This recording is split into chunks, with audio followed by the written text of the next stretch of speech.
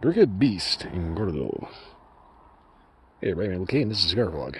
So, I was looking around trying to figure out if I've actually done these or not. I'm pretty sure I haven't. If I have, by all means let me know. But, I was kind of noticing that this is one of those cigars that seems like everybody and their brother's uncle, second cousin, twice removed eventually ends up reviewing online. And I'm not too sure why that is. Maybe it's the name, but it's weird. You see everything from like meathead bodybuilders pretending to flex their wallets to weird beta cucks that shouldn't even know what a cigar is, trying to act manly. But for whatever reason, it seems like everybody who's online at all has something to say about this. So we get this cut and lit. Go and throw in my 2 cents. Okay. And it's kind of dawning on me as I'm doing this that the snow in the background is probably not doing my white balance any favors. Alright, phone, can we please focus on the cigar, please, not the stupid dirt.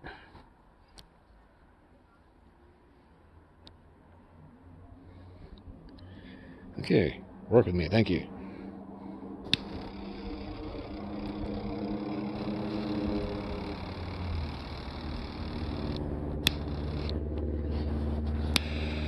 There we go. For whatever reason, my lighter is sounding a bit sickly.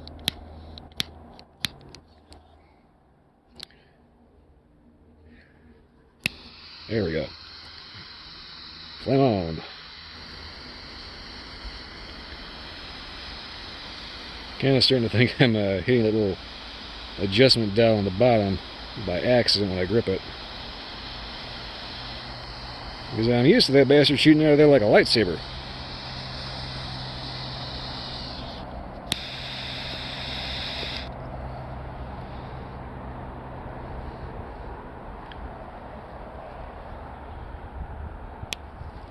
Focus, please. That looks like to me.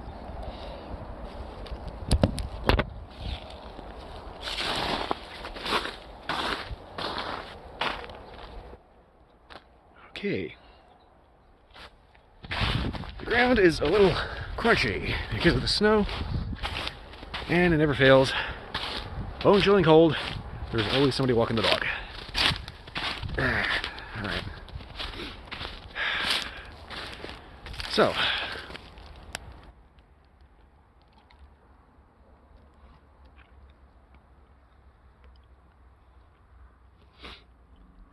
first impressions?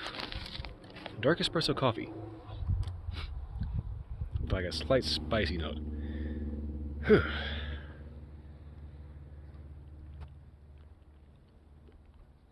Also, the draw is a little stiff. Not bad, but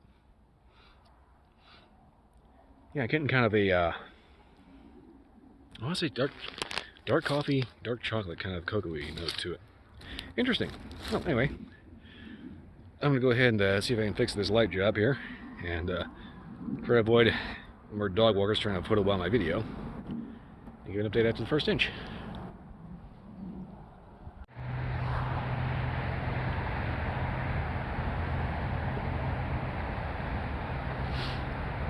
Okay, so about an inch in, and so far I can definitely say if you get these, you definitely want to get these in something a little smaller ring gauge, because this one's kind of taking a little bit for the flavor to actually, you know, warm up, as it were. I said the flavors I get off of it: good clean tobacco, good dark espresso, a little bit of dark chocolate in there. I mean, there's definitely some good stuff going on in it. It's just there's a lot of filler because of the size of this thing. That said, construction seems to be pretty spot on. Kind of nice big huge double cap, no large veins. The only real issues from crackage is just me and improper storage. But that's just kind of my problem.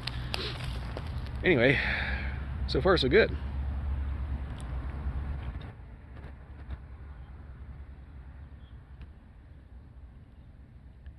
Retrohale at this point is kind of nondescript. There's really not a whole lot in the nose, so it's all about the mouth flavor.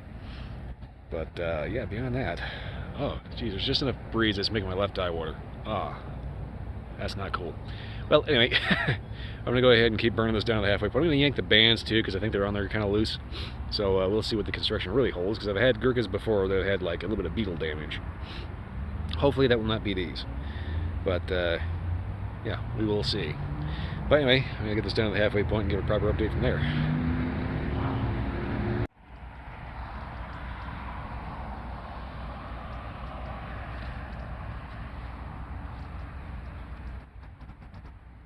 I don't know if you can see it, but there's at least a half dozen little birdies in that tree, just kind of hanging out. There was a rabbit bouncing around down there. And it started making me think of playing the Hunter Call of the Wild last night. I managed to just go from point A to point B trying to complete an objective. I noticed there was a bunch of rabbits. I didn't have anything particularly suited to a rabbit, so I figured, screw it, there's no kill like overkill. So I went ahead and pulled out a big old 454 Casull revolver. And this is a video game, mind you. But anyway, I managed to nail 3 rabbits with a 454 Casull, 2 of them in the head. I started thinking to myself, if you actually shot a rabbit with a 454 Casull, you would have rabbit dust. So anyway, as you can see, the ash is holding on like a champ here. Figured I better go ahead and make a halfway point update here, because this ash is being tenacious and how firmly it's clinging to life. So basically, after the first inch, getting into the halfway point here, I noticed that it started really developing flavor to the point of being very, very deep dark cocoa, and something slightly alcoholic in a good way. So, it's like I could definitely recommend pairing this with something like a Guinness, or like a chocolate stout, Russian Imperial stout, something like that, or a whiskey cocktail with some kind of Angostura bitters, because there's a deep dark chocolate, but there's also kind of a light kind of baking cinnamon, just kind of right in the tail end of it. Overall, though, right about the halfway point, I started noticing it's starting to get a couple of different flavors going on here. So this is definitely turning out to be good and interesting. Largely due to the fact that you get that one real nice, kind of almost desserty note, but there's also a lot more complexity that just kind of pops up out of the background.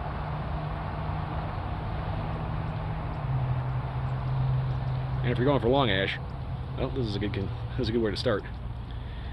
And of course, everybody's out walking the dog. So I'm going to go ahead and smoke this down and get a final update from there. Yep, ash just went. Alright, get back to evening up.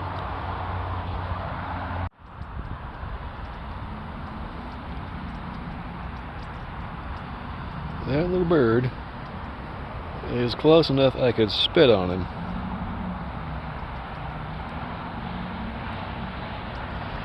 There's a few more in here.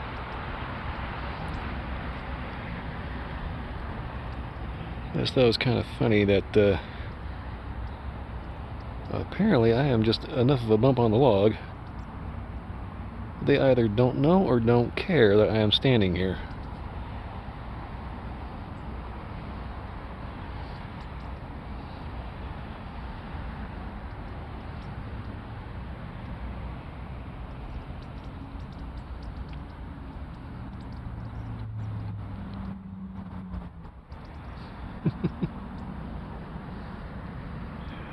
I will admit, these are some chunky little feathers. Just figured I'd throw this in as a little bonus here, just because I thought it was neat. I hope everybody can actually see these little birds all over this tree.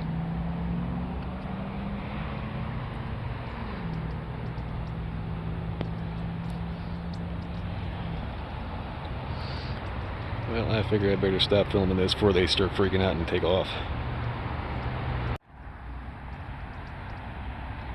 Okay, seriously.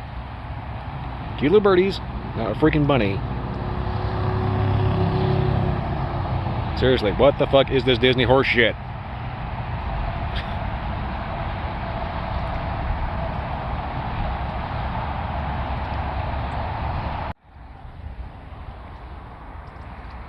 Well, I figured this is a good place as any to end it, because the flavor's starting to wash out and it's starting to just taste like hot tobacco. So far, the reason why everybody reviews these, they're good. They're real good. As far as the price goes, that I can't really comment on because I got this as part of a bundle. So Now, apparently this is actually part of the Gurkha Legends beast. So, apparently it's on the greatest hits menu. But anyway, it's the Gurkha beast, and yeah. Definitely a good coffee cigar, good strong ale cigar. Flavors start off kind of but then immediately after about the first inch ramp up to a solid dark chocolate with the occasional kind of baking cinnamon, and every so often little notes that make you think this would go really good with a Guinness. And then it just kind of rolls with it from there. So definitely worth the money if you can get your hands on them.